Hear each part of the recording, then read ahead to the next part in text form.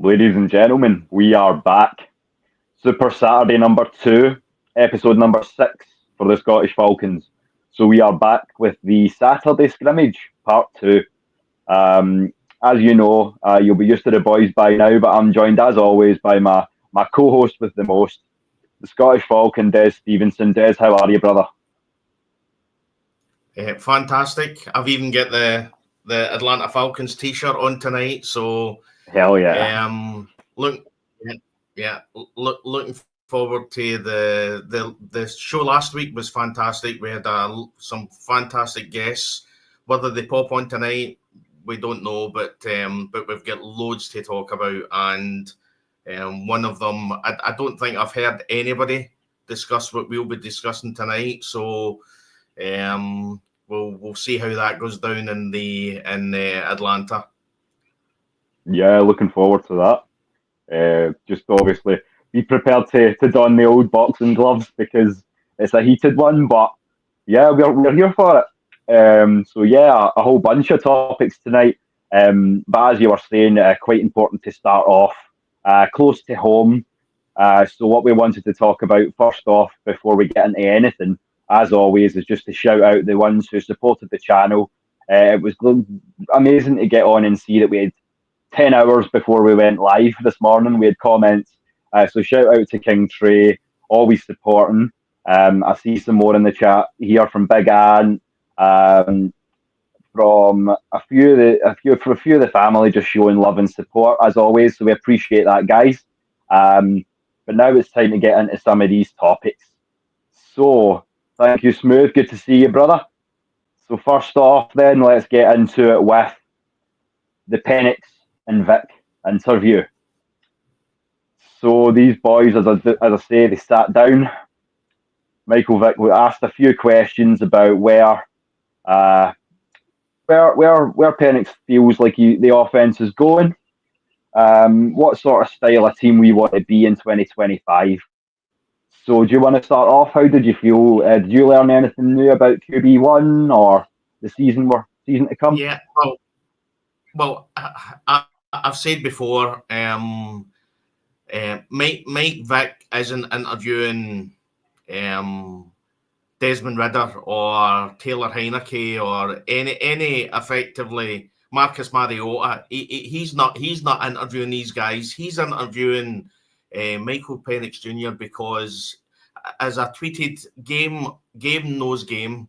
Obviously the affinities there with the left hand, and they touched on that. I think probably one of the funniest parts in it was the fact that he was talking about how the TV was behind, and when his phone went, he noticed that the Tennessee Titans were on the clock, and he was a bit confused, and he wasn't going to answer it. So that shows you how chilled this guy is, that in draft day, somebody phones his phone, and he's thinking to himself, it's not who I want to be. I don't want to call it. I won't answer it. And his fiance convinced him to answer it, and obviously it was Terry Fontenot.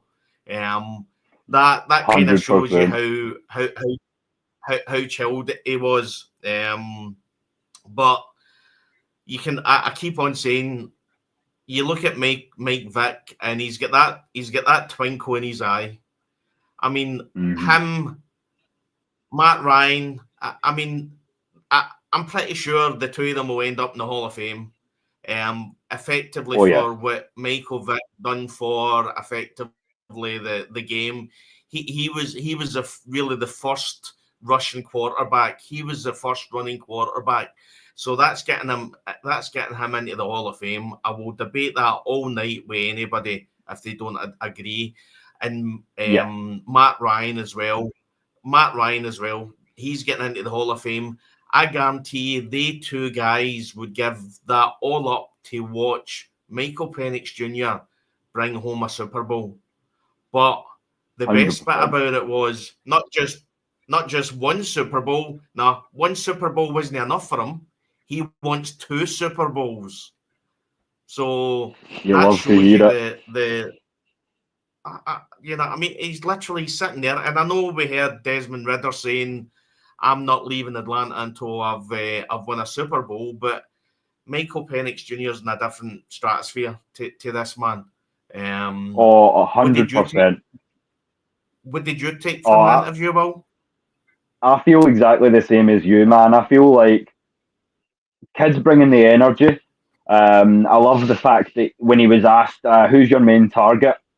Yeah, he was diplomatic enough to say, I don't have a favourite target.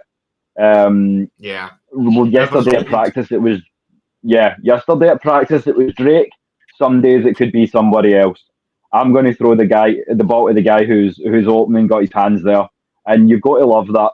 And because obviously he's showing that as long as you're ready to go to bat for me, I'll go to bat for you. So he's already showing some of the leadership skills I would like to see from him.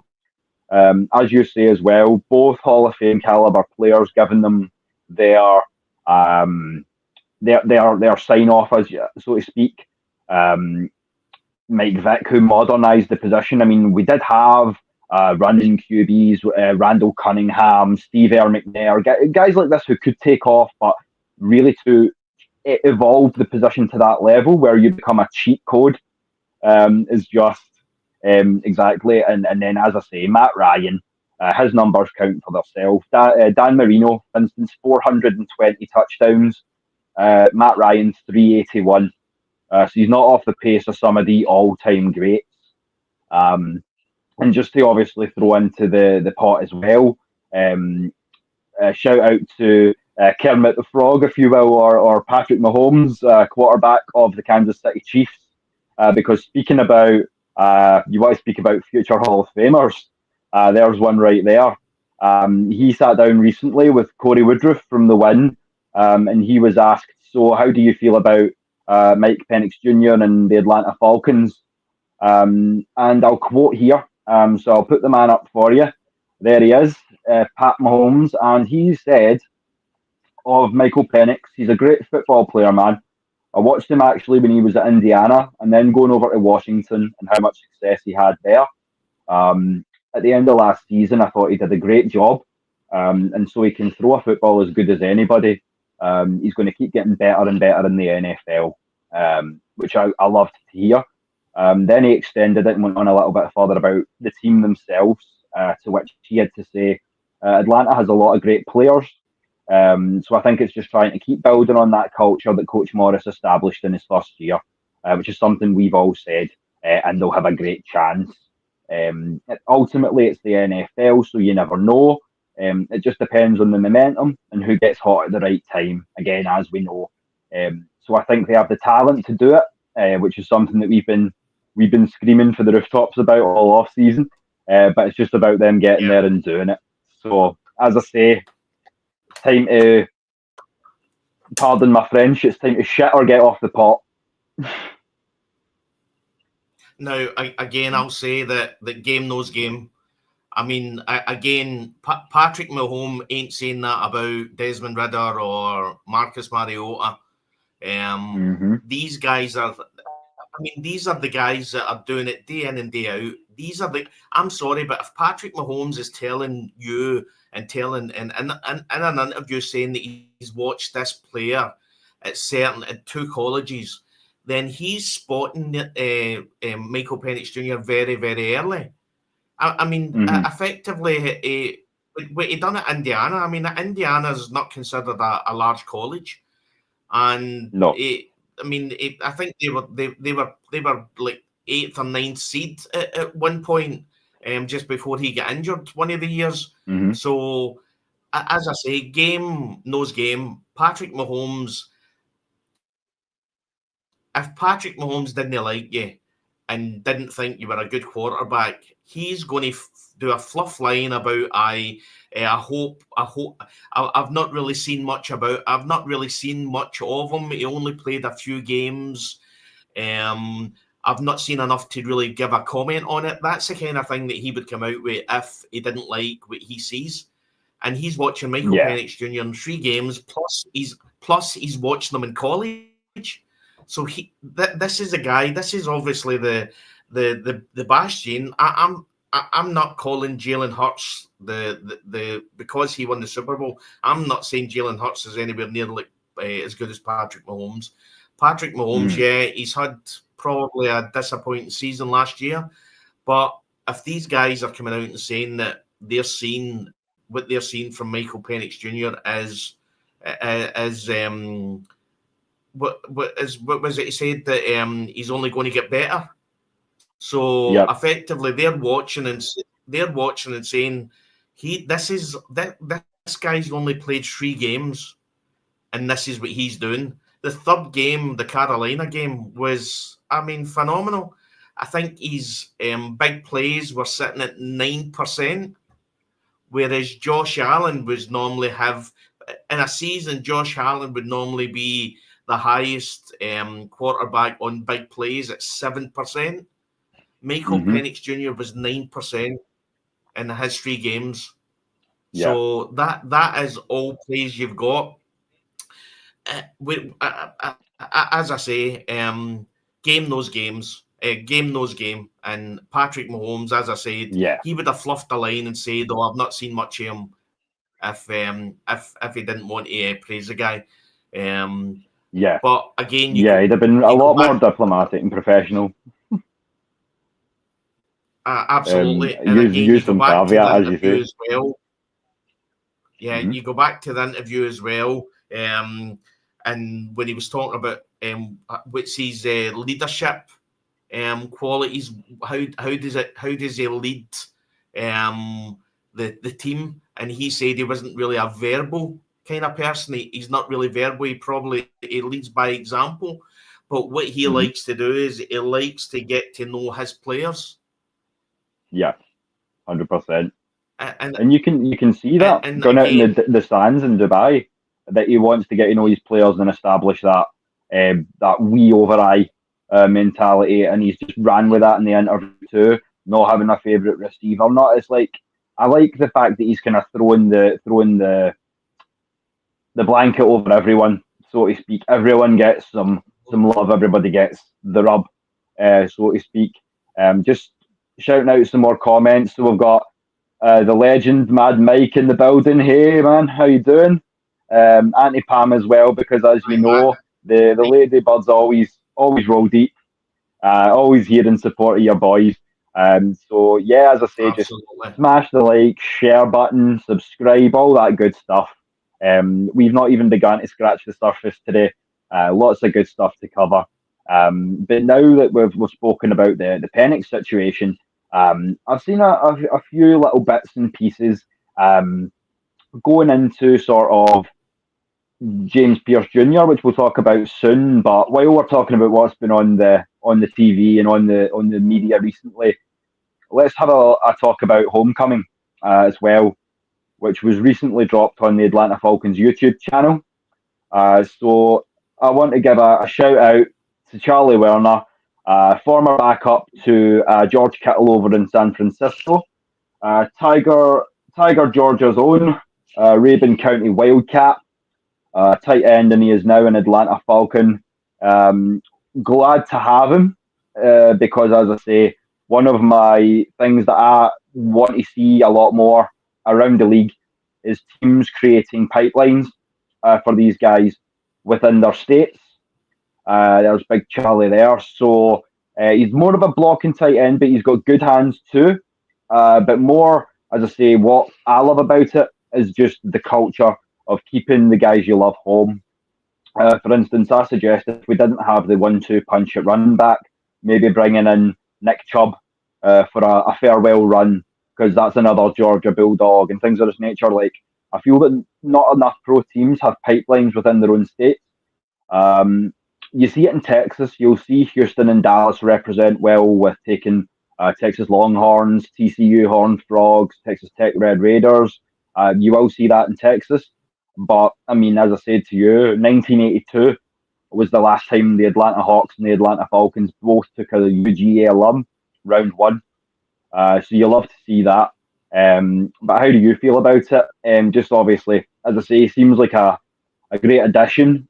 He's got the ethos there. And again, as I say, off the back of what the Dabo Swinney quote that I used, he doesn't seem like a great player. He seems like a good man. So I'm happy to have him. How about you, bud? Absolutely. again, I was surprised when you actually watch the video and you see how much early on he was a pass catching tight end.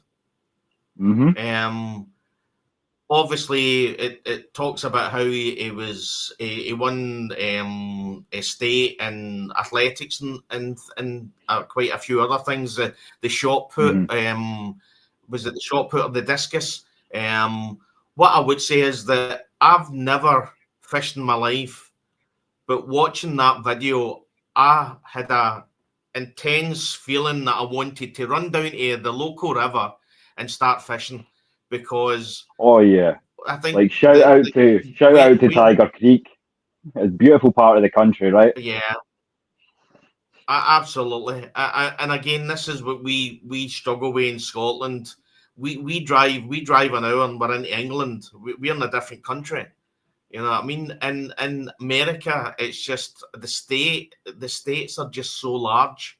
But when you look at where he was and where he was fishing, and you then see all the clips, and it's all pass catching. And again, I didn't really know much about Charlie Woerner when he was at San Francisco. I mean, he was drafted, I think, 190th. And again, you look at he came into San Francisco, and effectively, just I think when he went to Georgia, they started putting him in as a blocker. But I was surprised how much a pass catching a tight end he was early in his career before he went to Georgia. Yeah, I mean 6'4", 6'5", 225. He was almost packed, almost like Calvin Johnson, because he had that speed. So he was almost that crazy sort of athletic hybrid between a tight end and a wide receiver, which is good because, as I say, we can maybe open ourselves up to some two tight end sets, because both of them are big muscular guys. 6'5" in the case of Charlie Woerner, 6'6" for Kyle Pitts, both around that 250-pound mark as well. So just big old bodies, but with hands. So as I say, it's just another feather in the cap and another sort of weapon that we can throw at them offensively as well. So I'm glad he's here. As I said, I mean, we've discussed this a few times about taking more. I mean, that you would get the odd fifth or sixth round Georgia player that was drafted. Again, statistically, I was on my phone, and I've got Google Gemini on it, and I asked Gemini which state in America, when you actually look at NFL players, is the most successful, and it came up with 3, which was Georgia, I think California, and Texas. And again, you just look at some of the players, and again, the players are never ever always going to fall to the Atlanta Falcons when the draft comes about. But you look at the Georgia Bulldogs and look at Philly. Yeah, exactly. And they always fall if Philadelphia as well. So, and they're obviously the reigning Super Bowl champions. Something to be said for that. I've said before, Will, and again, when we were growing up, we looked at soccer, and you would see players that come up through the youth team, maybe for Rangers or for Celtic, who in any other team would have been just average players, and because they're playing for their actual team that they grew up supporting, there's another 10 or 15%, and again you see that in the video where Charlie Woerner says that he didn't grow up as a Atlanta Falcons supporter. But when he actually looks back on some pictures, you can actually see all the Atlanta Falcons tops, and I mean there was quite a few. It just tended to be a general top that he would grab. So, as I say, the way to look at it is, I don't really care where they come from. it doesn't bother me as long as they come to the Falcons and play well. But I just think that if you're signed for your childhood team, there's just another 10 or 15% that you put in for that team. Yeah, I agree. It hits different. It does hit different. Your hometown team, the one that you've watched since you were knee high to a grasshopper. I'll take a nice American epithet for that one. But yeah, it's amazing to see it come full circle. And as I say, he seems like a genuine gent of a guy. So we're happy to have him just as a man and as a football player, because as I say, if he can bring some of that hybrid skill set, and he wants to take in a few 6-point catches for us this year, I'm not gonna stand in his way. Well, yeah. So I mean, on the video, I mean, Kirby Smart isn't talking about everybody. I mean, he's had that many first round, second round draft picks, and he took time to actually go on a video and talk about Charlie Woerner. And again, Charlie Woerner was, I think, 190th draft pick. So it's not one of his first round picks. But he then talks about how Charlie Woerner asked him. And again, this is all about leadership. And again, the Atlanta Falcons tend to do this. When you look at Troy Anderson was the captain. They always try and go after the captains, the leaders in the locker room. And when Kirby Smart was talking about how Charlie Woerner had says to him, "How are you, coach?" he was blown away. It was like a 18, 19-year-old kid, and he's asking the coach how he feels. And Kirby Smart, again, he was a younger coach then. He said that he learned a lot from Charlie Woerner. Now, if a national championship winning head coach is effectively telling you that he's learned stuff from Charlie Woerner, then you know that when he's in the changing room with all the young players around him, then they are taking notice and they're learning from this guy, and that's what it's all about. Yeah, that's where the real difference makers.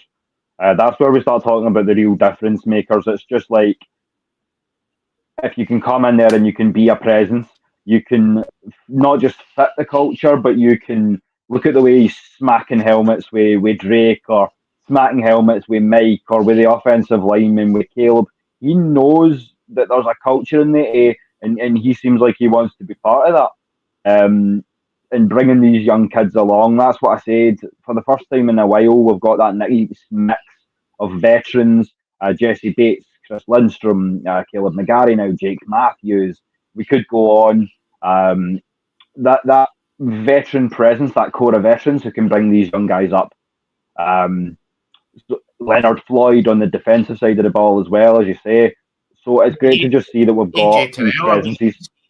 Yeah. As well.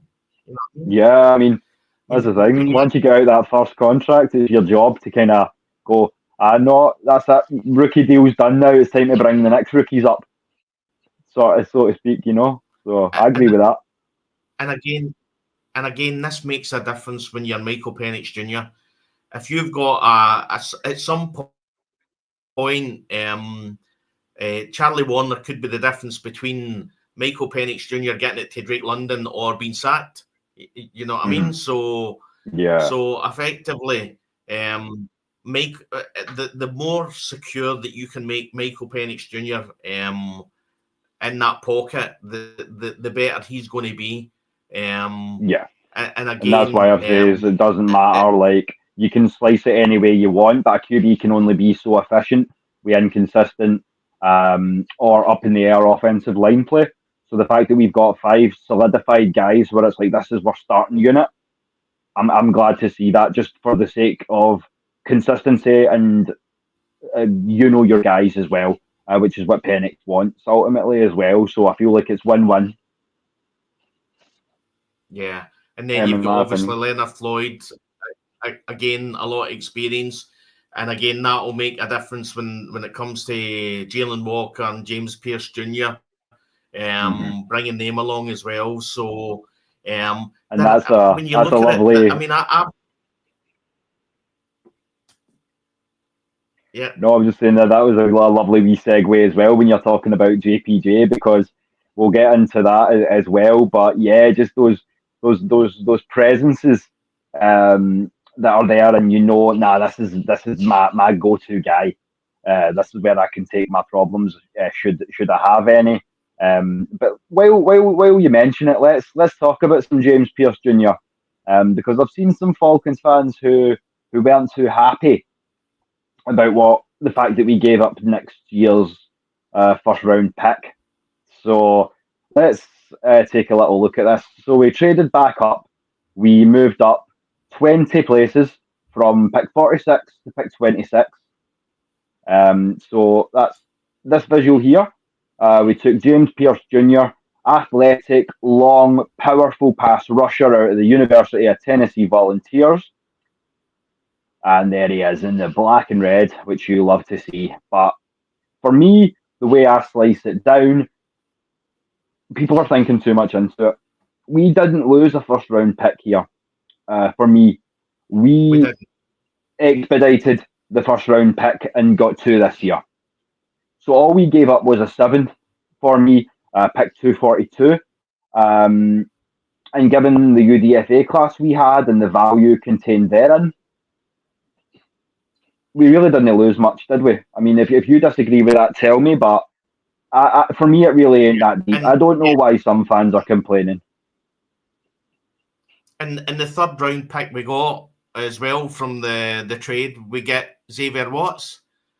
100%. What I would say is that, right, I'll take it from a business point of view, right? There's a guy in America, one of the richest men in the world, called Warren Buffett, right? He owns Berkshire Hathaway. Now, he talks about how he would rather have $100 in his hand now than $200 in his hand in a year's time. The reason is that he is able to do with that $100 by next year, that could be $1,000. And that's all the Atlanta Falcons are doing. If we brought in Jalen Walker, and then, because effectively Jalen Walker is a linebacker, stroke edge, but if we'd have brought in Jalen Walker, then there would have been a lot of fans who would have been criticising this pick and saying, well, we haven't really picked an edge. We haven't really went out and get a die-hard edge player that can effectively go after the quarterback. Exactly. If you look at mock drafts at this, if you look at early mock drafts at the start of the college football in 2024, they all had James Pearce Jr. A lot of them had James Pearce Jr. as the number 1 pick. Yeah. So he then falls to 26. Now, and then look at it as well. A lot more guys had us taking JPJ at 15 instead of Jalen Walker. Like, I understand, because Jalen Walker's on the board at 15. You're gonna take him. Let's no mince words. Let's keep it 100. But shout out to Joe, Glasgow representing. Great to have some more Scottish eyes on the product. But yeah, absolutely. As I say, just he's long, he's strong, he's lean, and he's mean. Bringing in JPJ at 26 again, when you've got the chance to move up 20 spots for not a lot of capital, to bring in Xavier Watts as well, who and I know he's going to ball out. Maybe not this season, but he's going to be nice. So yeah, now, as I say, I don't think too much into it. What I would say, well, is if anybody wants to see what happened in this draft, go back and watch On the Rise, Season 5, Episode 3. Now, I watched it the other night. There's a part in it. Now, I remember watching the draft, and the clock, when we were on the clock get down to 58 seconds. 58 seconds before it come up on the screen that our pick was in. Now, when you actually watch On the Rise, there's a bit in it where it cuts to the room where Terry Fontenot's there, and a woman in the background says to him 1 minute 30. And then Terry turns around and says, call Jalen. Now, if you then see when Jalen's on the screen getting with the draft party and at his home, you actually go in, when you actually see it in the draft room, it goes to Terry Fontenot, and you can see Terry Fontenot on the phone pacing up and down. That did not look like a man who had just won a watch by taking Jalen Walker.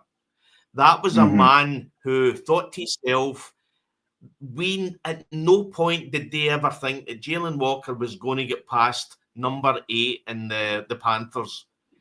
No and chance. At that point, they're then stepping back and saying, what are we going to do? Because at all points, they were looking to take James Pearce Jr. at number 15. Yeah. And look at it. That was the time where you see Terry, a wee pat in the back, cap back on, we're back in the mix. That's the draft. But, I'm sure I said to you, that was the draft I wanted to see. I wanted to see, like, as I say, I know it's always my go-to statement, but I wanted to see some balls in this draft. I wanted to see like marked improvement, and I wanted to see coaches who would go, nah, there's work to be done here, and one guy's not going to solve it. So to have that forethought to go, nah, we need to be in it for the slog, so to speak. I can't fault this draft class, and it's not very often as a Falcons fan we can say that. I always like reading body language, and I would ask everybody watching this show who are Atlanta Falcons fans to go and watch the reaction of Terry Fontenot when he gets Jalen Walker, and then watch his reaction at number 26 when he gets James Pearce Jr.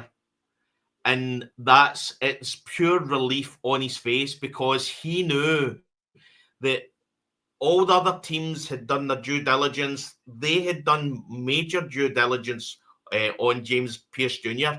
And when you see him interviewed, you can understand why there was questions over him as a person, because he's quite short with answers. He's not very verbal. But I'm not wanting my edge to effectively regale Macbeth. I want my edge. I don't care how verbal he is. I want my edge to hit the quarterback. That's all I'm interested in. And if you look at his college tapes, the guy's a monster. He's a complete monster. Aye, as you say, like, we're not worried about Burnham Wood coming to Dunsinane. We're worried about you getting your ass to the QB. That's all we care about. We're going to give you brownie. We'll give you brownie points for reciting the Scottish play, but brownie points is all you're getting. Yeah, I mean, we don't care what he's like in the media. And again, because he's not really that kind of, he's not got that presence. But again, when you've got your head down in the scrum and you're literally going for the quarterback, you don't really care. You're all you want to do is damage. Well, not damage, but all you want to do is get to the quarterback. Yeah, that's that. And he'll do that. And as I say, like, I know it's taking a little leaf out of WWE's book, but I want you to hit him extremely hard in safe places. I don't want injury penalties. I don't want personal fouls and things of that nature. But you can play hard, you can play fast, and you can play clean. So that's the balance I kind of want, as I say. It's just hit him hard in a safe place. Let him know his bell's been rung, but as I say, but injuries happen. I just want edges that play for the bird on the sleeve, and it'll come off with a bit of, not even so much swag, but carry themselves accordingly. You know what I'm saying? And again, you can see what Raheem Morris is trying to do, and Jeff Ulbrich. what they're trying to do is they're trying to effectively put as much pressure on the quarterback as possible, so that he makes mistakes, he gets the ball away early, and you've then got Jesse Bates the third, Xavier Watts, Billy Bowman, Kobe Bryant if he makes it, AJ Terrell, that second is sick. Yeah, absolutely. All ball hawks who are there, and I can't wait to see what the interception numbers are going to be at the end of this year, because off the chart. Again, I watched an interview and a comment that Dave Archer said about 2016, and he said that there was 4 draftees that were brought in 2016 that made a difference to that team, and he thinks that that's going to be the same here.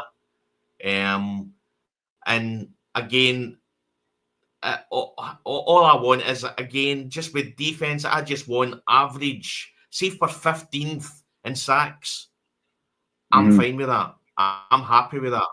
That makes we want to watch if we do that, because effectively in the last 5 years we're dead last. Yeah, and that is one stat that will perennially piss me off. Don't tell me that you're a team built for a championship if you can't rush the passer, if you can't stop that man getting the ball off. Because at the end of the day, it's such an underrated and underappreciated skill. It's why you see edge rusher being a position now. We never used to call it edge. When I started watching, it was you were either a defensive end or you were an outside linebacker. Now we've come to a time where the two are not mutually exclusive. But yeah, I see what you're saying. Just the sack numbers have to improve. But they look like they're going that way. We've got some guys who know how to get after that ass, and we've got Leonard Floyd as well, who has had nothing but consistent high sack numbers. So hopefully we're moving in the right direction. Again, as you said with the edge position, when you see TJ Watt effectively making $41 million in a year on the contract extension with the Pittsburgh Steelers, that tells you outside the quarterback position how important an edge rusher and a clinical edge rusher is in this NFL. Yeah, it's one of those positions where, as I say, you know the positions are high value because look at the top 8 most highest paid non-QBs. 99% chance there's either going to be a wideout or an edge rusher. As I say, so you can see reading things like that. It used to be the left tackle because after you pay the mortgage, you pay the insurance. But nowadays, it's, as I say, edge is a lot of where the money's going. It's a lot of where the eyes are going in the draft process because there's so many dynamic options and ways that you can go as well. So just as I say, brace yourselves now, guys, because it's time to get into the real nitty gritty, the controversial topic of the day, as proposed by Des there. So, was Coach Dan Quinn fired too soon? So, as I say, you'll all remember this gentleman, former head coach in Atlanta. He's still working hard in the league just now, care of the Washington Commanders. But as you say, you've seen the success that he's had there. So do you want to start? How do you feel? Was he gone too soon? What are your thoughts, Des? Well, in hindsight's a wonderful thing, but there was no doubt he was a fantastic head coach. I mean, he took us to the Super Bowl. I think there was too much emphasis placed on Kyle Shanahan in the offense. Yeah, the offense was phenomenal. Defense, not as much. And again, I've said this in a previous show. If we bring in a defensive coach, the defense is bad. If we bring in an offensive coach, the offense gets bad. But if you then look at, I mean, 2020, we went 0-5. The season was over at that point. What was the point? And for me, one decision was made right, and that was to get rid of the general manager, Thomas Dimitrov. Some of the contracts he was doing for players that were past their prime, and effectively the team. I mean, you look at the 2017 Atlanta Falcons, and I mean some of the signings was Jack Crawford. Do you remember him? 3 years, 8.8 million. You know, I mean, coming off a Super Bowl run like that, and then, I mean, again, no disrespect to these players, Dontari Poe, 1 year, $8 million. You know what I mean? Andre Roberts, 1.8 million. Reginald Davis III, 3 year, 1.6. I mean, that's not giving you another run to the Super Bowl. You know what I mean? And even in season 2017, we went 10-7. 10-6. The team that Dan Quinn was given, and again, I brought this up because of a recent interview with Julio Jones, where Julio Jones talks about how he started to hear rumours about Dan Quinn getting fired. Now, if a lot of you remember, the first 2019 started really bad as well. You know what I mean? 2019, we started 1-7. We ended up at 7-9 that year. But again, the signings were not very good signings. And he said in the interview, it's not on this man, it's on the players. And I said to all the players that we need to sort this. And effectively, us sacking Dan Quinn was probably the end of it for Julio Jones in Atlanta. So as you say, and as Jill says as well, another great comment there. So,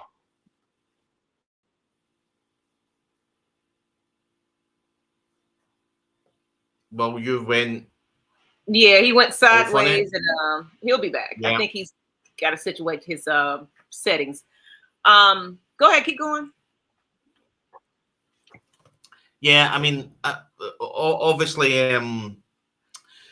the way I look at it is, I think the general manager TD was at fault with a lot of these. Again, we all knew that Dan Quinn was a good coach. I mean, he'd won as a defensive coordinator with Seattle Seahawks, so he's a Super Bowl winning defensive coordinator. You then see, and again, from my point of view, the record wasn't great, but I just don't think that the general manager TD was giving them players to make his team great. And again, at the time, I was screaming for Dan Quinn to go, but when you actually then see what he done, went to Dallas and he done really well with their defense. And then he goes to the Commanders and they make it to the NFC Championship game. From my point of view, Maggie, the 3 years of Arthur Smith was just a complete waste. It was a waste of time. It promised so much and it delivered nothing. And then you look at if we'd stuck by Dan Quinn and gave him some better players. And let TD go and bring in maybe another decent general manager to bring in better players, it maybe would have been different from my point of view. But for me, the Arthur Smith era was effectively a waste of time. And then you look at again who was at fault. again, you need to ask who was at fault for some of the signings that did take place. When Kyle Shanahan left, Maggie, we had Matt LaFleur was sitting there as one of the coaches. I think he was the quarterback coach. Now, you're not telling me that if we had went to Matt LaFleur and says to him, right, we're going to give you the offensive coordinator stint, that he would have left. He would have probably stayed, and the consistency, the Kyle Shanahan consistency would have stayed in the offense.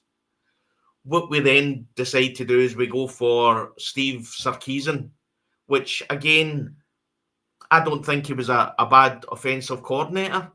But the problem we had at that time was the fact that we were so used to watching a Kyle Shanahan offense that was running amok in the NFC and the NFL.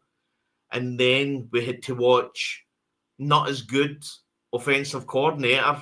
He isn't going to be as good offensive coordinator. And I think we dropped about 7 or 8 points in the 2017 season. But what I would say is, even if Kyle Shanahan had stayed, I think the players at that time, we were never going to have an offense as good as the 2016 offense we had at that time. You then we then have Steve Sarkisian for 2 years. And again, from 2017 to 2018, the points improved. I think the offense got better. But again, the fans were screaming out for what we seen in 2016. And Steve Sarkisian wasn't showing that, wasn't delivering that. We then made probably the biggest blunder of them all in 2000. So we then sack Steve Sarkisian. He goes back to Alabama, and we bring in Dirk Cutter, who offensively it was abysmal. So again, questions have to be asked: who made these decisions? Was it Dan Quinn? Was it the general manager? Was it Arthur Blank? It was, and again, I feel like it was mainly the general manager. I really felt that the general manager had a lot to do with those picks. And then at the same time, unfortunately, it triggers down to, the players not feeling as confident anymore. That brotherhood stance wasn't clicking. And I felt like when we started losing our momentum towards the last few years of the season, especially defensively, offensively, I think that we was losing the locker room after a while. It was a lot of things going on. I felt that, when it's one problem from the GM on down, unfortunately, the head coach takes the fault of it. Yeah, that's how I feel. So, and again, it could be anything. I mean, it could be both decisions. I mean, both reasons why. But of course, everybody was like, "Get him out of here," so quickly. But go ahead. Yeah, and again, in hindsight, as I say, when you look at the effectively the last 3 years that we had with Arthur Smith, would it have been such a bad decision to just see and ride out the 2020 NFL season and see what would happen if we'd have got rid of TD, brought in a decent general manager who effectively looked at the draft and brought in decent players. But when you look at a coach who has a rookie quarterback and he takes them to the NFC Championship game, not every coach is able to do that. Whether they've got Jaden Daniels or not, that is a coach of a great supreme. And again, we've seen it. It was only 2 years in Atlanta when he took us to the Super Bowl. You know what I mean? I when we sacked him, I used to always talk about how it was all these wee sayings that iron sharpens iron, and he used to have the players in t-shirts, and some of it was daft. But when you've got Julio Jones coming out in an interview and saying that it's not on this man is doesn't deserve this. You know what I mean? And then we decide to sack him. And again, the way I look at it is the 2019 season. There was so much strife in the 2019 season because obviously we started 1-7, and we pulled it back. We've done 7-9. So you've got all that strife. All the players are feeling that as well. And then you're into the 2020 season. And again, you've got an aging quarterback, you've got an aging wide receiver, you've got quite a few players on big contracts that are effectively coming to the end of their time. Oh yeah, those contracts that we was trying to get out of also played a huge factor as to who we can bring in. Of course, we wasn't at that time, topping the record books at that point. People wasn't caring about the Falcons at some point. I forgot what it was. Something you just said, Julio Jones. So I'm glad that he's speaking out. Of course, I had to start listening to the interviews because I was listening to it from a fan perspective, and I was a little biased. And us fans, Falcons fans, were still a little bitter about it. But now that I listened to it, especially what he was saying about Dan Quinn, he didn't feel like it was time for him to go. We don't really hear from the Falcons players regarding some of these coaches and things like that. It makes you wonder, were they ready for Dan Quinn to go? And at the same time, I felt that maybe because, he was a coordinator before he became a head coach, maybe he kind of went over his head a little bit, just where now we're seeing the Dan Quinn that has matured. And coming in as a head coach for the first time, it was some bumps and bruises here along the way, and that's going to happen. Look at Raheem, first year coming, as a head coach for the first time, well for the Falcons, and hopefully we're going to see an improvement in him this year.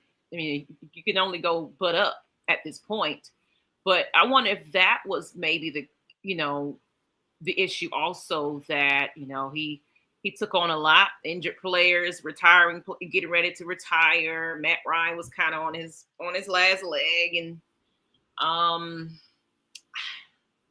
the cap space we didn't have. We was just kind of scraping as what we can, because we had players on that were not even playing at times that had big ass contracts. We still had to work our way around.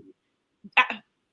Honestly, coming back from started from the Julio Jones, draft, all that it took to get him, a great player and everything else. But that trickled down to us having cap space held for quite some time on down, because of course you got to pay Matt Ryan, you got to pay these players to keep them. So we got to look into all factors of what was going on around the time that Dan Quinn was a head coach as well. So I'm glad you're breaking it down that way so we can kind of understand that. And ladies and gentlemen, if you guys want to join in on this conversation, if you don't mind, Des, if we can maybe drop the link, see how some of the Falcons fans, this is the scrimmage. So if you're here in the chat today, if you want to jump on and say a couple of words with us, feel free. You don't have to come on camera. But we would love to see what everybody from across the world have to say about this controversial topic. And I see what Jill said. It says the Arthur Smith years were torture, but the 2020 season with Dan Quinn before he was fired was the worst ever. Think of the blown leads throughout those first 5 weeks.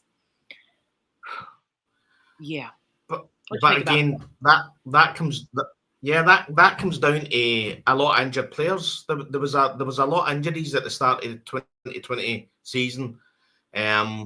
Listen, it happened. There's nothing we can't do anything about it. But when you look at, I mean, if you'd have if you'd have said to me at the start of the 2020 season, before the first game, that there's one of these, either Dan Quinn or Raheem Morris was going to go to another team and take that team to an NFC Championship again, I'm picking Dan Quinn. You know what I mean? Because historically, he's done it. He won the Super Bowl with Seattle Seahawks. He took us. Obviously, we got to the playoffs in 2017. 2018, again, major injuries. And again, from my point of view, it's all about locker building. And I think that's Raheem, I would say, is probably good at this as well. And he's probably learned a lot of that from Dan Quinn. So I think Dan Quinn was great at building up people, bringing in, like, you look at Mohamed Sanu, you know what I mean? Russell Gage, I mean, they're not world beaters, but when you motivated the guys, they went out and they done it. And I think Dan Quinn was fantastic at doing that. Let's hope Raheem Morris is going to be the same, and let's hope that we get the Commanders 2024. We get that year in 2025 with Michael Penix Jr. You know what I mean? So, but as I say, when you hear Julio saying that he was done dirty, and then you obviously seen what happened with Julio Jones going on Shannon Sharp's show. Again, he's come out and said that he didn't know that he was going to be live, and effectively said that he wouldn't be going back to the Falcons. Just a lot of like small mistakes that happened that you see the Atlanta Falcons make, and it kind of boils my blood a wee bit. You look at other things as well, like when we sign Arthur Smith first before we sign a general manager. You know what I mean? What successful franchise brings in a head coach first before they bring in a general manager? That just made no sense to me. Everybody questioned that. And, you know, and I want to bring something back up that you said earlier. A lot of it, too, was that we were still kind of running a lot of that Kyle Shanahan offense. You know, do you agree with that? Yeah. And, so I think that played a lot of that factor, too. And, of course, you can kind of see what Kyle Shanahan's record is now. It's just you pretty much see what he's continuing that same place. And so the question at that time is, we had to rid of that. And I do hope that Raheem Morris has improved in his coaching styles, because coaching makes a hell of a difference. But if you're going to recycle the same plays and everything else, then you're really not improving here, honestly. But again, this is sometimes the mentality of some of the fans. Quite a few fans come out after the 2016 season when Kyle Shanahan was leaving to go to the San Francisco 49ers, and then a few years later we seen all the success that they had. And I seen a lot of comments about how some fans were saying, well, we should have fired Dan Quinn at the end of 2016 and we should have appointed Kyle Shanahan to stop him leaving. I mean, that's just not the way it goes. Kyle Shanahan has got his success, but again, if you look at what I think Dan Quinn's going to do in the Commanders, it's going to be, I think, it looks as if he's got. I mean, got to remember the Washington Commanders have been abysmal for quite some time.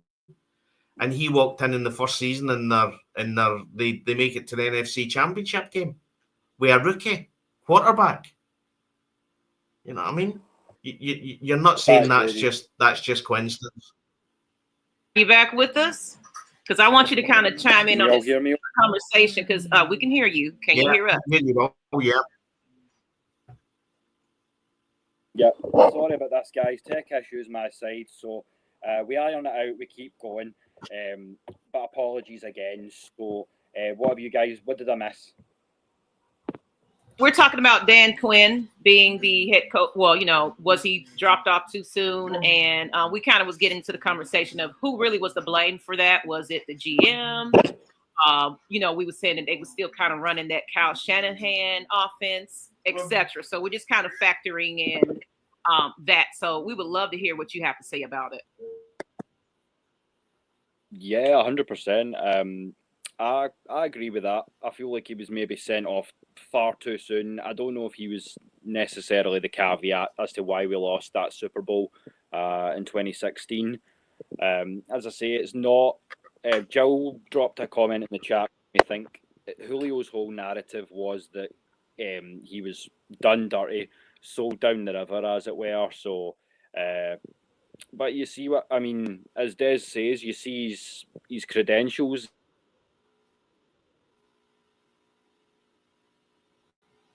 Yeah, I think Will's away again. Oh, yeah. You're coming in and out. Washington's taking them. Yeah. Yeah, we've lost you again, Will. Maggie, you still here? Yeah. I'm still here. Okay, how am I? Yeah. I'm actually going to go. Yeah. Are you there, Will? Yeah. I'm going to obviously you watch the How about that, fellas? Now, yeah. Ladies and gentlemen, we're having some technical difficulties. Will, good afternoon, Jay Black. How you doing? Your audio's coming in and out right now, Will. Unfortunately. Right. Okay. Give me a second. Okay. Take your time. Yeah, we can hear you now, mate.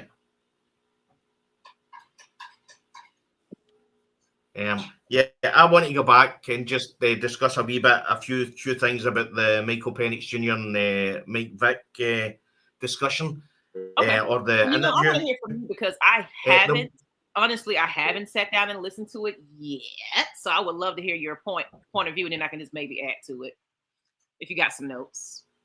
Yeah, so there's a bit where there's a bit, Maggie, where he talks about Mike Vick asks him about the issues that he has being a left-handed quarterback, and obviously Mike Vick says that most offenses are played round a right-handed quarterback.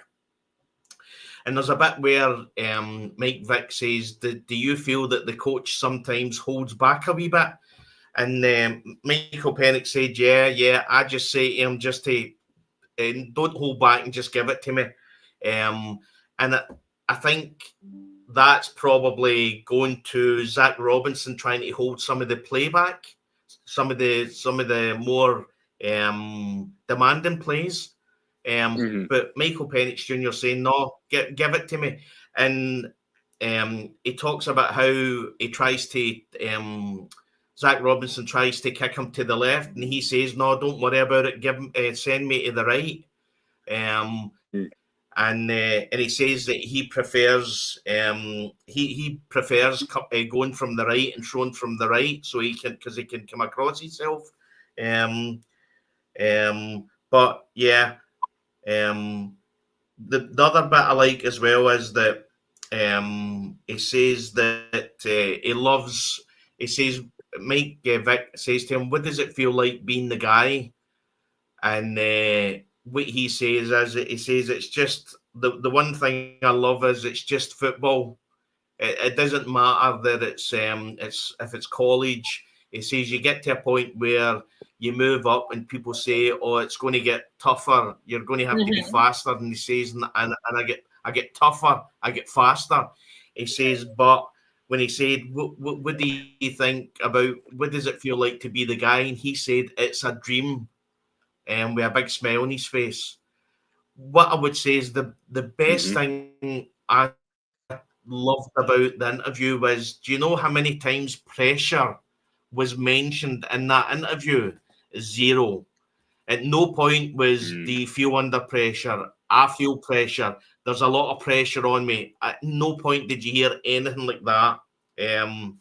That's good. That's really good because he's confident. He's basically, it's like, hey, it's just like college, but I'm coming in. I'm playing with the new team. Now the fact that he's in here, playing with the first teams and everything else, and that yes, they go from a right-handed to a left-handed. So they had to, in training camp, we're going to see a lot of adjustments and things, and them catching those passes and things like that. And his quarterback style that's different from what's his name? I can't even think of his name right now. Kirk Cousins. My bad. Kirk Cousins, yeah. Yeah. So just to see things to start to unfold in training camp, and honestly, you know, my son.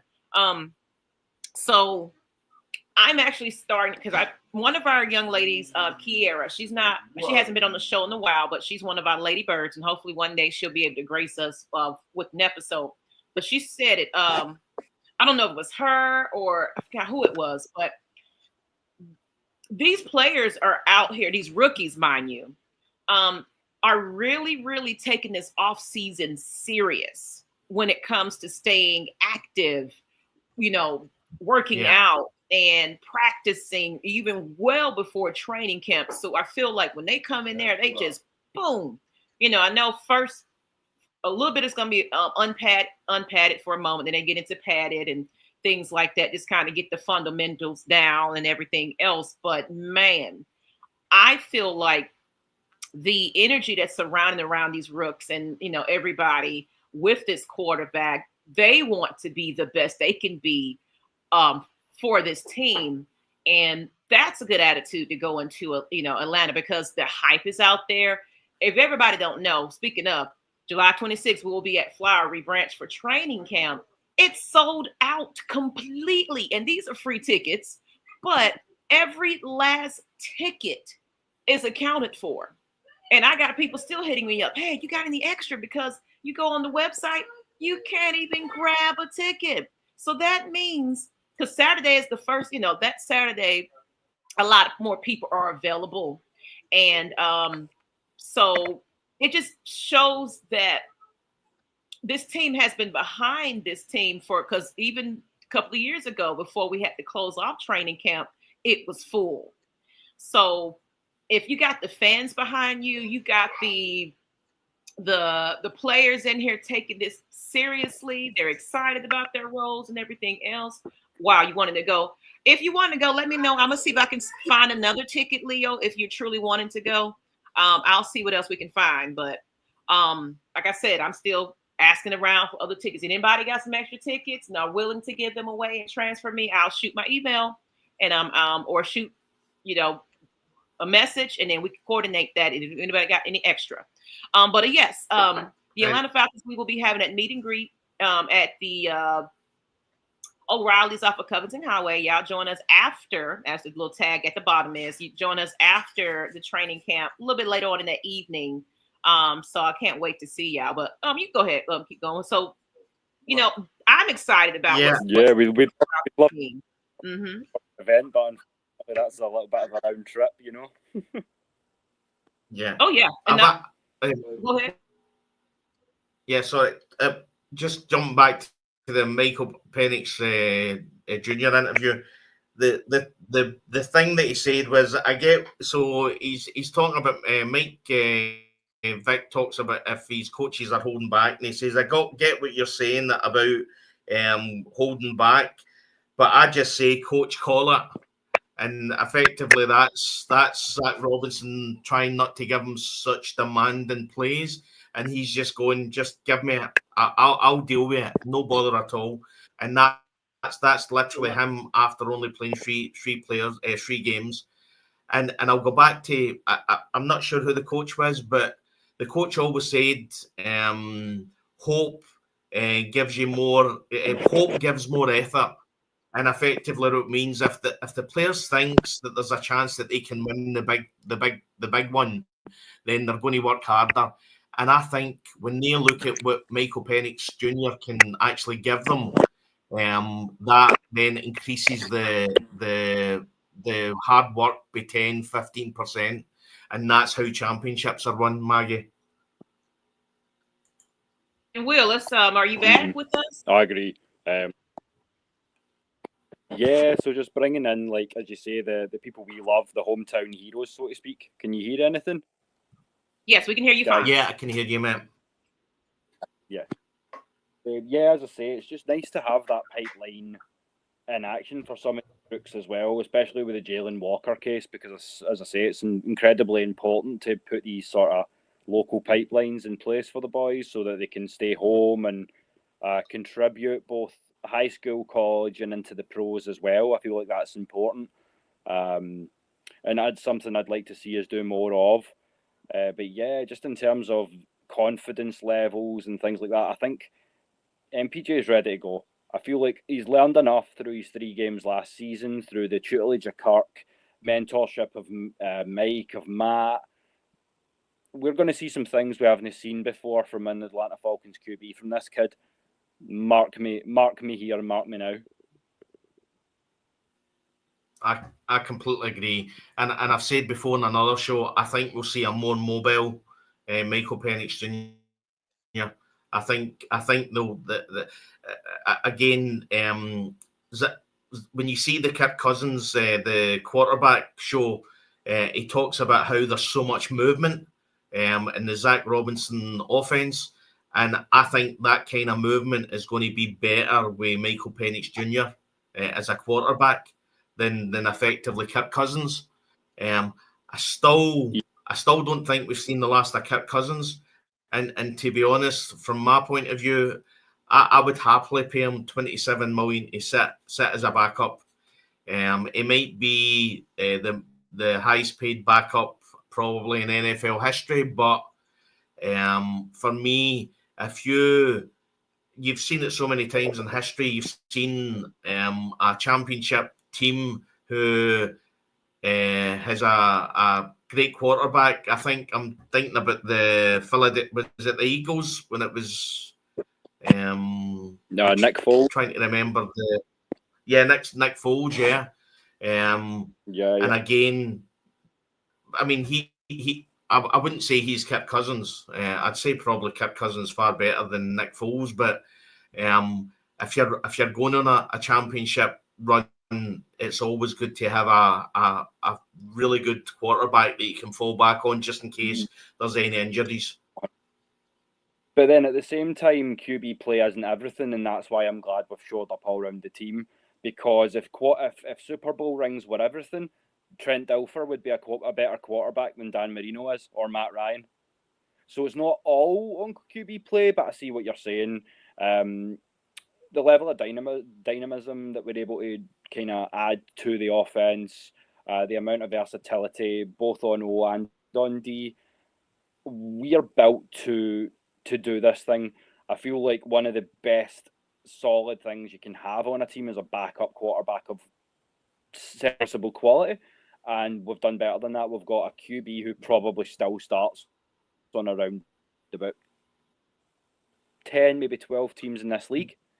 And as I say, if you want to play devil's advocate and say, what if MPJ gets hurt? Then I want to be in a position with someone who knows this offense. But to your credit, Des, I agree with you. When it comes to the running of the ball, some of the more intricate, convoluted double motions and plays like that from out of the backfield, we need a more mobile quarterback to achieve that. And I think we're definitely going to be able to get more done with Penix than we would with Cousins, personally. Yeah. I think we're going to see a more dynamic offense. I think going on the Jalen Walker interview when he was at the Combine, I think we're going to see a more dynamic defense as well.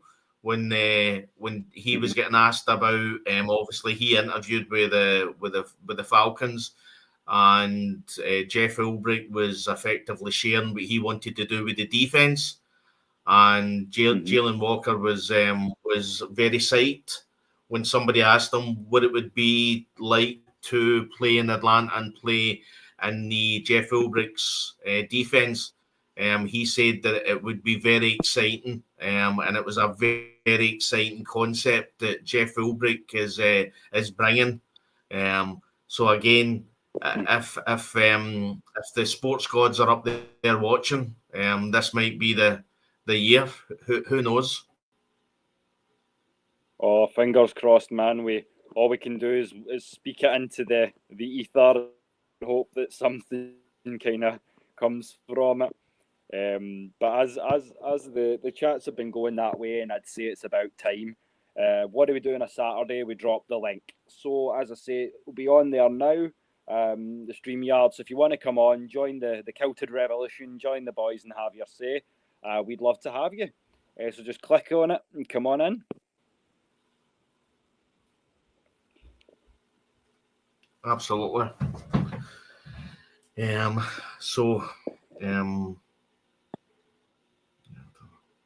What else you saying, Will? Oh, as I say, just nothing much. As I say, I wanted to kind of use this week to get caught up on some of the things that people have been saying out with Atlanta. I want to see how we are received on a league-wide basis. So it's been nice to kind of see the comments from guys like Mike Vick, Patrick Mahomes especially, pardon me. Some of the punditry as well have been making some good points just over on Twitter and things like that. So just as I say, you know me, I've always got my head in the dirt sheets to kind of steal a wrestling vernacular. So for me, what's driving me crazy the most, getting to training camp, the world's on fire, and all I want to know is when football starts. I mean, to be honest, obviously it's been quite tough tonight with the technical issues, but this is our 6th show, and I got to say the last 5 shows have been fantastic. Bearing in mind that me, Will, and Maggie, we decided to start an international show in what's called the Dead Zone. So effectively nothing's happening. Mm-hmm. So once we get to training camp, I think it's next Thursday, then we'll have quite a lot to talk about. We'll be able to look at who's doing what in training camp, the undrafted free agents, which probably is the best that we've seen in the time that I've supported the Falcons. How are they coming along? I mean, I remember looking back when effectively you looked at some of the undrafted free agents and you were like, you didn't even know who the college was. Never mind the guy. Yeah.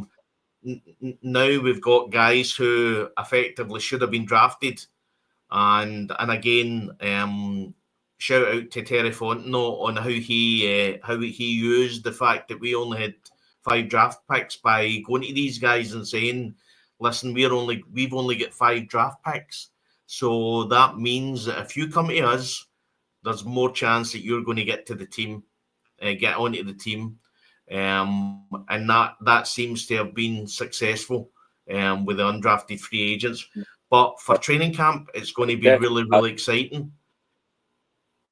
Well, what you need to think about as well, Des, if you know you're probably a late day 3 guy at best, and a coach calls you and goes, listen, we've got 5 picks, nothing more, but we want you to know, how would that make you feel? It's a good feeling.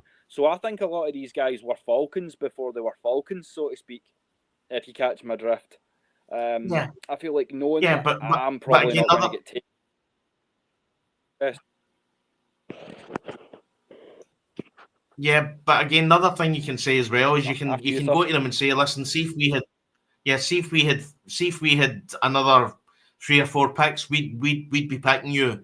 So if the NFL or all the other teams who have got more picks than us don't pick you, and you then decide to go to them, then that's all for you. We don't have the picks, hence the reason why we can't pick you. But we want you on our team, and if we had the picks, we would pick you. And again, I think that the guys are looking at that and saying, well, and again, a lot of that goes to Michael Penix Jr. When a lot of these free agents and undrafted free agents are looking around, Leonard Floyd could probably went to quite a few other teams and probably get paid a wee bit more. But again, he's at a point in his career where he wants a Super Bowl. He wants a championship. Yeah. And he looks about like coming home. He obviously was he came from Georgia, the college. He's a Bulldog, and he's looking at Michael Penix Jr. and thinking, well, you can see what Jaden Daniels done last year. With no disrespect to Washington Commanders, I don't think their offense is as good player as the Atlanta Falcons offense is this year. And they're looking at that and think pieces are I like Scary. When Scary Terry was there, he was tearing it up. I love Brian Robinson Jr. There are parts in Washington that can do some damage, but they don't have the ability to kind of bring bodies in the way we do as well. Because, as I say, the kind of motto of the year has been flexibility and versatility.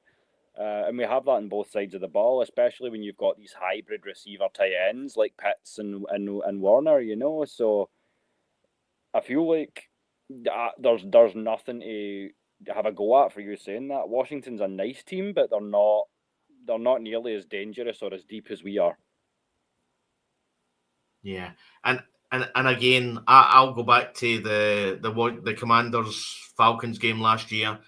If we'd have got the ball first, we'd have won that game. 100%. A lot of that. Did you not feel like that was the problem with a lot of our games last year?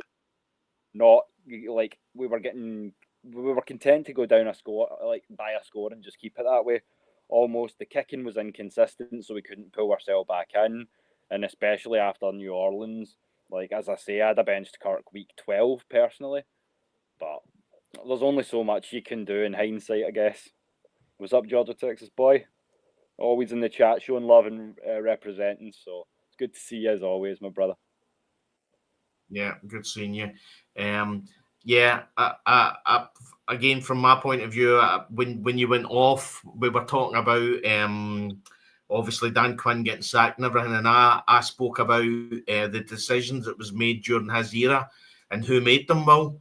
And I was obviously talking about when Kyle Shanahan left, how Matt LaFleur was on the staff in 2016. I think he was a quarterback coach, and how it would have been good if we'd have maybe looked at bringing him on as maybe an offensive coordinator to keep the Shanahan style. And how we then decided, obviously, somebody well, and we went down the effectively now the Texas route with Steve Sarkisian. And to be honest, I don't think Steve Sarkisian was a bad offensive coach. I think he was a great offensive coach. But I just think coming from Kyle Shanahan's offense, who was dominant, to then what Steve Sarkisian was giving us, the fans weren't happy with it. And again, after 2 years, he was gone. And then we made the decision that we were then going to... I don't think you hit the nail on the head 100%. Yeah. The problem we start with for me is he's a great offensive mind, but there was too many holes to fill with just an OC sort of idea for me. Sarkisian's a great coach, but I feel like the situation that we were left in, especially after some of the decisions that were made, I feel like it was a Shanahan fault because he drew up the blocking schemes.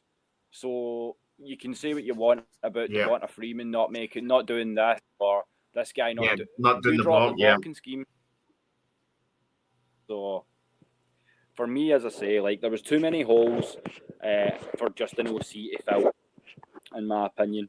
And I feel like that's why Steve Sarkisian failed, because Atlanta put too much pressure on him to be the guy, instead of just a means to an end or a piece of the puzzle. Yeah. And then we done probably the worst thing, the cardinal sin. We sacked Steve Sarkisian and went with Dirk Cutter. And to be honest, that offense was abysmal. And that ended up getting Dan Quinn fired. But again, so sorry, mate. I'm just saying that's the business sometimes. As I say, on a player and coach perspective, you like guys, you're a fan of certain skills or attributes that they bring, but ultimately business is business, and it's a what have you done for me lately kind of league, as we said, I think on Thursday there. So if you're not getting the wins and you're not putting 2 and 2 together, then you're on borrowed time already. So as I say, like, I'm not going to hold anything against Stark or Dan Quinn. They've obviously shown that they're both capable coaches at a high level, but I'm glad now that we've we've changed the culture and not just bits and pieces of coaching, you know. Yeah, and I mean, when you look at the culture, I mean, there's certain things that happened, and again, when you were away, I said that effectively the Arthur Smith era was just a waste of time. It was literally three lost years. Again, obviously, he was sacked right after the Aints game, but again, whether they were going to sack him or not, I think the way I look at it is on that park when the Aints done the effectively touchdown kneel down. If that was me, the players should have been rioting on that park. There should have been a riot. The fact that they done that, and when you didn't see that, like, you just knew that. Like, I consider myself a pacifist, but if you're going to do that on my logo, we're fighting. I'm sorry. That's it. Yeah. Listen. I'll take a couple of players getting suspended for a couple of games. I'll accept that, because the disrespect that they showed us that night was disgraceful. And literally all you got was Arthur Smith shouting at Dennis Allen. Just right after that, that's all you got. If I was Arthur Smith, I'd have been throwing punches. I'm sorry, but and again, from me, the players, there should have been riots on that park. And because you didn't see that, I want not nasty players as in I'm going to injure you. I want nasty players as in this is my team. You do anything against my team, I'm going to come after you. And you just didn't see that. I don't want like, as you say, I don't want a dirty player, but I want a player who's going to hit you hard in a safe place. I want a Jack Lambert or a Dick Butkus. I want someone who's going to smash you and then help you up. You know what I'm saying? Yeah. I mean, that's the one thing I loved about. That's the one thing I loved about Keanu Neal. Keanu Neal used to, when you watched him, you could see that the crowds the crowd's mood was low if stuff wasn't going well, and then you literally just seen Keanu Neal just putting in a massive, just hitting another player, and you just seen the crowd rising. And it literally brought the crowd back to enthusiasm, and you could see the difference in the crowd. That's the kind of thing I mean, I don't want them to injure themselves. I don't want them to injure the other player, but I just want to show, for them to show you that this means as much to them as it does to us as fans watching. Well, you might be able to jump in and correct me if I'm wrong, but I feel like he has his heir apparent in Atlanta emerging, and it's DeMarco Hellams. Somebody who's going to come down in the box and take you. I reckon he can fill that niche quite well. Him or Billy Bowman, because I mean, Billy Bowman is put on looking great. So there's options again, as I say. But yeah, once again, we've dropped the link. So if anybody wants to come on and join the boys, absolutely. And we've covered the main. And Jill comes. You want to add? Yeah. Jill comes out and says, feels like we have a team spirit now. London is showing signs of that fire. Absolutely. If London isn't a top 3 wide receiver this year in yardage, I will be really, really surprised. I think I'll go back to I mean, none of us seen 2016 happening. If anybody says they did, then they're talking nonsense. You could see in 2015 some signs of a decent offense, but if somebody had told you in the middle of 2015 that this team was going to go to the Super Bowl the next year, you'd have been laughed at. But you see the same last year. You see signs that this offense is effectively coming of age. And then you just drop Michael Penix Jr. in there, and coming of age and coming together.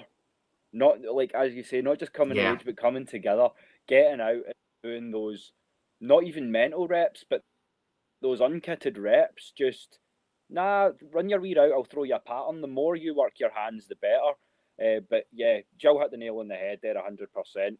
It's all about team spirit, and I know you're gonna get sick of saying this because it seems like every episode, but culture. We cannot drive that home enough that the name on the front of your chest will always be more important than the name across the back of your shoulders. And I want men, as I say, to Charlie Woerner's credit, he's in that mix too, but I want guys that are going to play for the bird riding on their shoulder. And as well, the 10 guys that are on that field in red and black with them. And I feel like this is the group of guys we've got that everybody seems to be buying in. So it's an exciting time, man. As I say, I don't want to get too lofty, too dizzy with it, but yeah, Drake's going to be top 5 receiver, no doubt. We've got Bijan as a top 5 running back. I think MPJ is going to be top 12 probably in stats, maybe even top 10.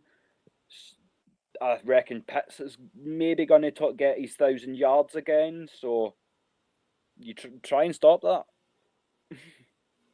if you can. The only issue you've got is the fact that there's so many weapons.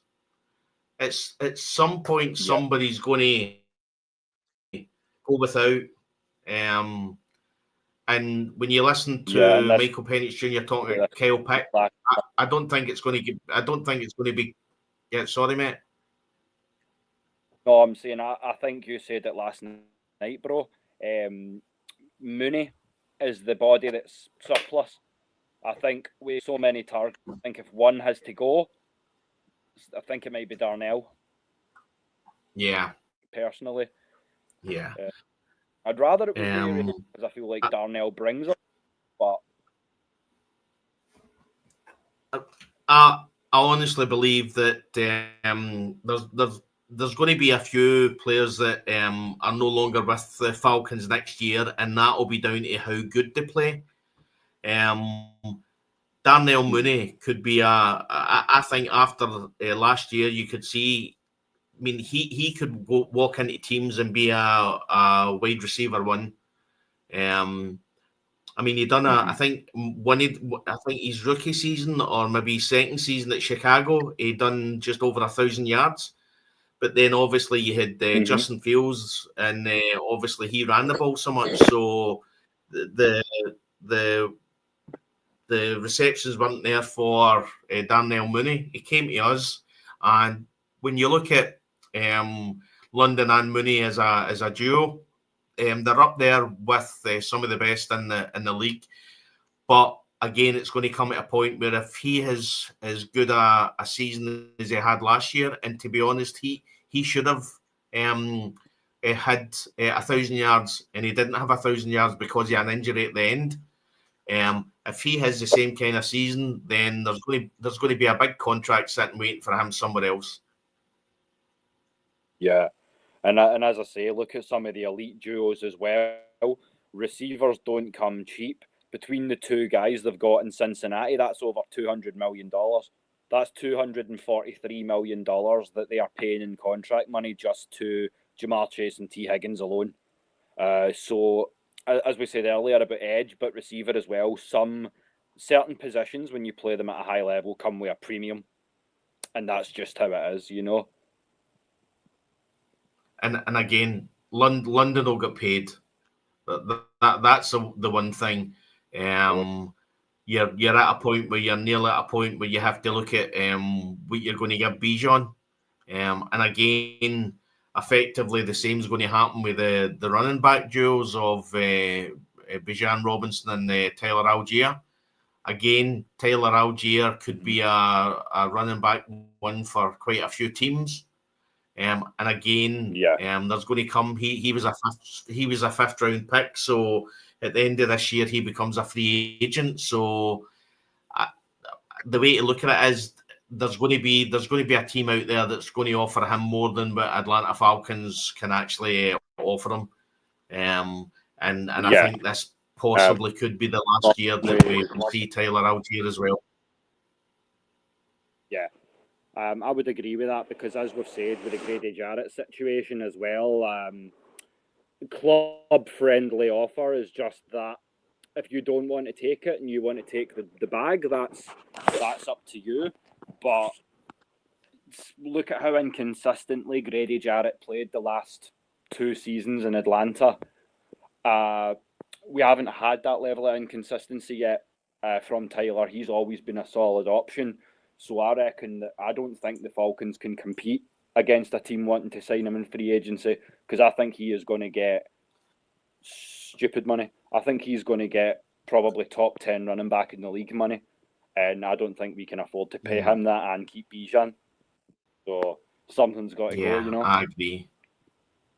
And again, I love Grady Jarrett. I really do love Grady Jarrett. I wish he'd decided to stay in. From what you hear, I think Atlanta tried their best to keep him.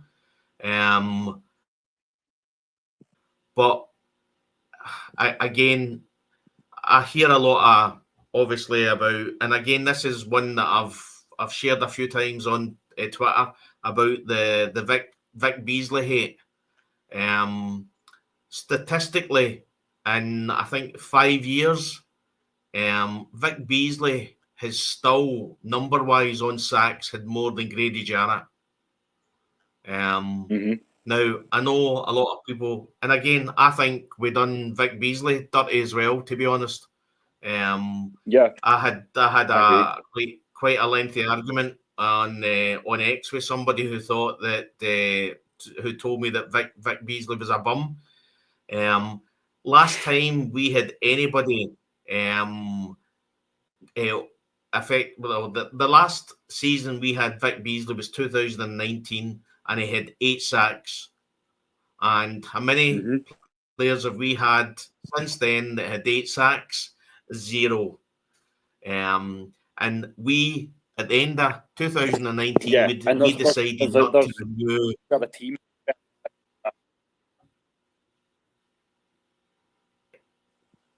Sorry, mate, but did you say that? As you say, that's where it really stops making sense for me. No, I'm just saying that's where it stops making sense for me. Explain to me how he's a bum when he can put up 8 sacks and since not even our entire defense can put up barely 8 sacks. We've had seasons where the whole team's had 9 together, like combined. So I want to hear it. Yeah, again, people need to look at I had quite a few people saying, "Oh, some of these sacks were easy. They were just there for him." Well, he was in the right place at the right time. That's what I want my edge to be. I want my edge to be there at the right time to get the sack. I don't really care how much effort he has to put in to actually get the sack. as long as he's given the sacks. So again, yeah. And I mean, let's keep it 100, mate. If when it comes to edge rush, people laugh at quote unquote clean up sacks. I'm not being funny. A clean up sack's a sack, because if your man's not there to make the hit, your QB can still recover and get off. So I want my man in position. So I don't want to hear about clean up sacks. I want, like, a sack's a sack. And again, this is where, in hindsight, when you actually look back and you see what the edge rush has done for us since 2020, was it the right decision to let Vic Beasley go at the end of 2019? I don't think it was. But again, there's people out there hanging on the coattails of Vic Beasley was a bum, when in effectively statistically in what 9 years with, or eight or 9 years with Atlanta Falcons, Grady Jarrett had less sacks. So that, to me, needs to, we need to, at some point, when we have players that, and again, Kyle Pitts is getting the same. Kyle Pitts is a really, really good tight end. He's probably top 10, 12 tight end. When you look at it statistically, what he's asked to do, he's a good tight end. What is hanging around his neck is that number 4 pick. That's hanging around his neck. So people are looking and going, well, we picked you number 4, so we expect this. And that's the issue with Kyle Pitts. See, if Kyle Pitts was a second round pick, there would be no questions about him as a player and what he's given to the team. It's only because of where we drafted him. And again, the same was with 20, the same happened with, what's that? Like, if he was 24, I'm just saying, if he was picked 24 or 34, we wouldn't be having this now. Yeah, 100%. Yeah, and again, the same was with the same happened with. Sorry. No, I'm just saying, and that's the problem with consistency, because as we say, James Pitts, it's rookie year was the last 1,000-yarder for him, you know, so only so much you can do. But, yeah, absolutely.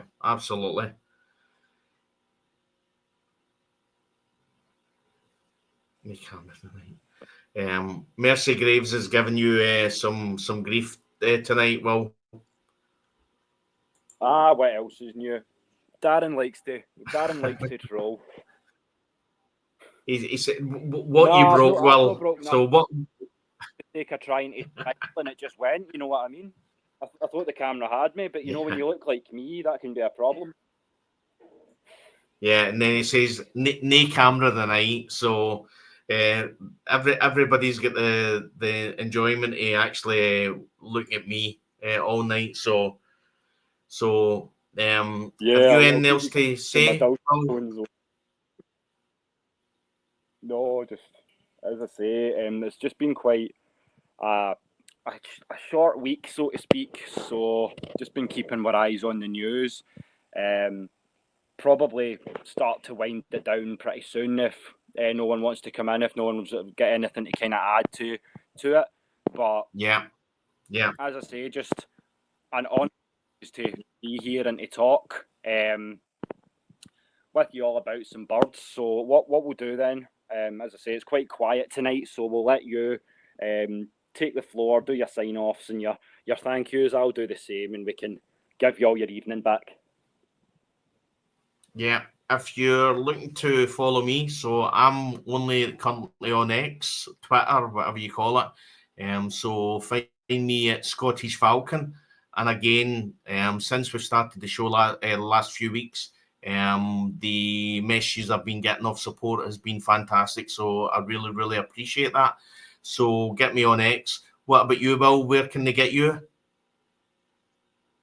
Oh, I'm on everywhere right now, apart from Insta. So if you want, I'm on TikTok, X, YouTube, Facebook, at Will Waddle. That's WADL, or at Will the Thrill Waddle on YouTube.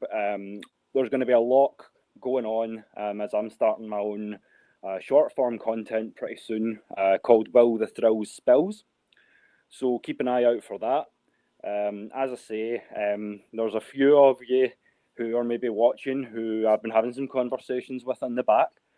Again, apologies, huge apologies on my side for the technical issues, but we will get that in place for the next block of shows next week. So if you are planning on joining us, coming on to speak some birds and donning the kilt as part of the Scottish Falcons, then you know how to get at us. Just let me, Des, or Maggie know. As I say, we appreciate you all tuning in. Remember, July 26th as well, O'Reilly's Sports Bar for the meet and greet. But as I say, just appreciate you all again tuning in, putting up with the technical issues when they come, and just, as I say, embracing the fact that there's two guys here in Scotland, just in Airdrie and Clydebank respectively, just sitting here talking birds and putting over it, because as I say, from homecoming, that Tiger Creek's a beautiful place. It really, really is. Yeah, but yeah, as I say, every we'll Tuesday be there soon, Will. You'll be here.